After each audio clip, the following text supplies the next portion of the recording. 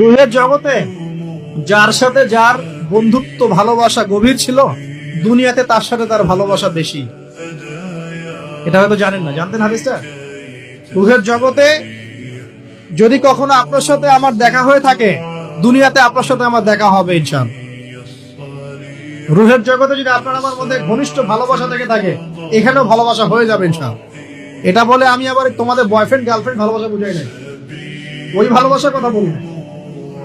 আবার রুহের জগতে বিদ্বেষ, এখানেও দেখবেন বিদ্বেষ।